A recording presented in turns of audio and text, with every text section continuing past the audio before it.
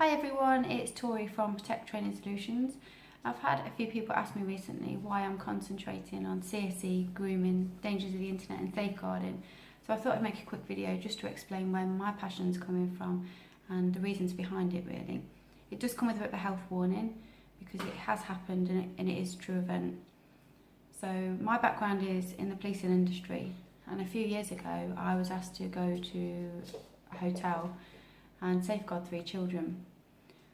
I wasn't safeguarding them from a complete stranger, I was safeguarding them from their mum and their stepfather who had been making videos of their children.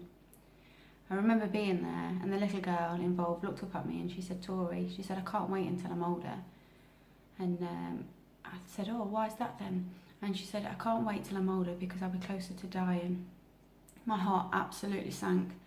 I just felt it absolutely heartbreaking. For a little girl to be saying that she wanted to die, basically. I cried all the way home. I came home and I just hugged my daughters and I just couldn't stop crying. I found it absolutely heart-wrenching. These children should be playing out on their scooters, on their bikes, having a happy childhood. Instead, they've been exposed to the most vile crimes from the people that should have protected them the most and they trusted the most. The next couple of days I felt quite angry about it. Felt as though there was 3 primary school teachers that had missed those signs.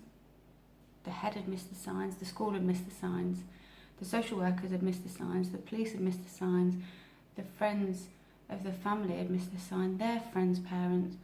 You know, it's just a never-ending amount of people that had let these children down, and it really affected me, it really upset me. For the last 2 years I've been working with paedophiles, their families and the victims, and I can say that the problem is very much real. It's not a nice subject to talk about and it's quite an uncomfortable subject to talk about. There are people that just think if we don't talk about this problem, we don't address it, then it will go away or it's not real. Unfortunately, we can't do that. We have got to face this problem head on and accept that it is real and all work together to safeguard the children and to keep them safe. So my first teacher training day went really well. There was 36 teachers in that training, all of which said they feel a lot more confident and comfortable to talk to the children about it.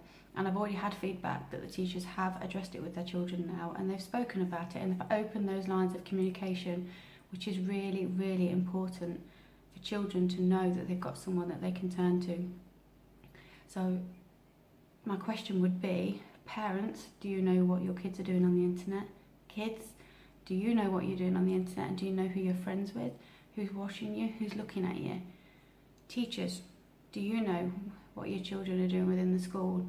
Are you safeguarding them enough?